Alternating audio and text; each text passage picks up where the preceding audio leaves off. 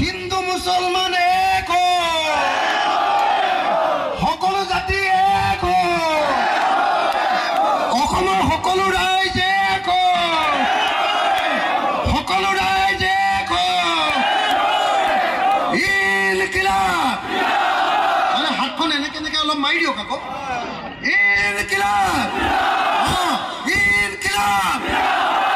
ইনকিলাব ইনকিলাব ইনকিলাব ইনকিলাব ইনকিলাব ইনকিলাব ইনকিলাব জয় আই অসম জয় আই অসম জয় আই অসম জয় আই Assam BJP মুৰ্দাবাদ RSS মুৰ্দাবাদ RSS মুৰ্দাবাদ বিজেপি চৰকাৰ নিপাত যাওক বিজেপি চৰকাৰ নিপাত যাওক বিজেপি চৰকাৰ নিপাত যাওক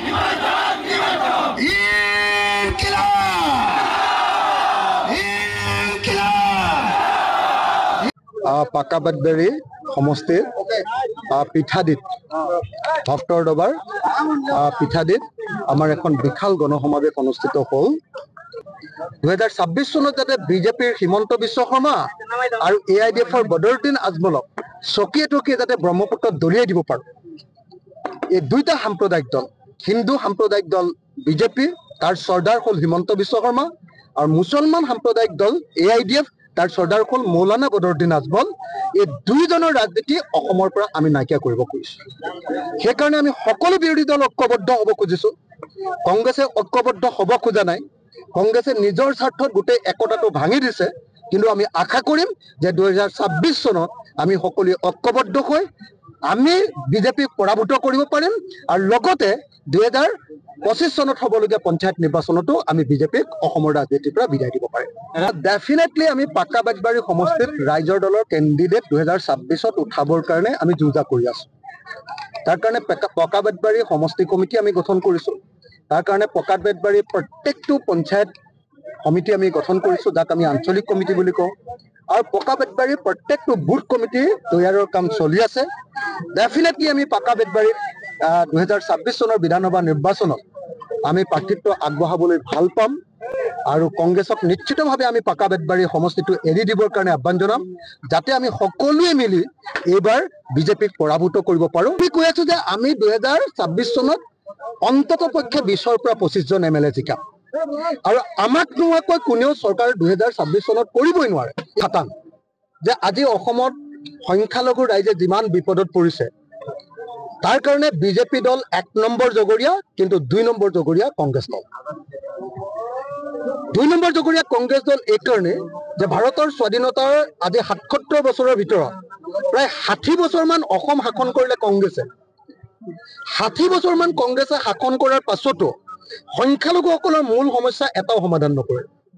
নাগৰিকত্বৰ প্ৰশ্নটো সমাধান নকৰিলে NRCখন কমপ্লিট কৰি থৈ নগল তাৰ পাছত আপোনাৰ কি কয় নদী ভঙনিয়াৰ কথাটো শেষ কৰি নথৈ গল আকৌ ডি ভোটাৰ নামৰ এটা বস্তু কংগ্ৰেছৰ দলে উলিয়াই দিলে এটো নতুনকৈ বস্তু উলিয়াই দিলে আকৌ কোনো সংখ্যালঘু ৰাইজক কতো মাটিৰ পট্টা নিদিলে খ বছৰ কোৱা কোনোবা চৰ চাপৰি আছে পুৰণা ঠাই আছে সেইবিলাকতো সাৰ্ভে কৰি মানুহবিলাকক পট্টা দিয়াৰ ব্যৱস্থা নকৰিলে পুৰণি মানুহবিলাকৰ কথা কৈছো তেওঁলোককো নিদিলে গতিকে কংগ্ৰেছে সংখ্যালঘুক কেৱল ব্যৱহাৰ কৰে কংগ্ৰেছে সংখ্যালঘুৰ সমস্যাবিলাক সমাধান নকৰে আৰু সংখ্যালঘুৰ সমস্যাৰ সমাধান নকৰি তেওঁলোকে মানে কি কৰে এটো কি চকু টুকা বুলি কয় ঘৰিয়ালৰ চকুলো টুকে সেইকাৰণে মই ভাবো যে কংগ্ৰেছক ভোট দিলে এনেকে প্ৰতাৰণা পাই থাকিব কিন্তু ৰাইজৰ দলক যদি ভোট দিয়ে তেতিয়া হলে কি পাব অসমৰ মেইন ষ্ট্ৰীমৰ যি ৰাইজ অসমৰ জাতীয়তাবাদী যি ৰাইজ অসমৰ খিলঞ্জীয়া ৰাইজৰ লগত অসমৰ মুছলমান সমাজৰ একতাটো এছিমিলেশ্যনটো বৃদ্ধি পাব গতিকে মই আহ্বান জনাইছো যে ৰাইজৰ দলক এইবাৰ সংখ্যালঘু ৰাইজে ভোট দিয়ক আৰু যদি ৰাইজৰ দলক সঁচাকৈ সংখ্যালঘু ৰাইজে ভোট দিয়ে তেতিয়াহ'লে অসমৰ মেইন ষ্ট্ৰীমৰ লগত সংখ্যালঘু ৰাইজে সোনকালে বিলীন হৈ যাব পাৰিব যিকোনো খবৰৰ বাবে যোগাযোগ কৰক 7099017330 অথবা 7099017990 নম্বৰ।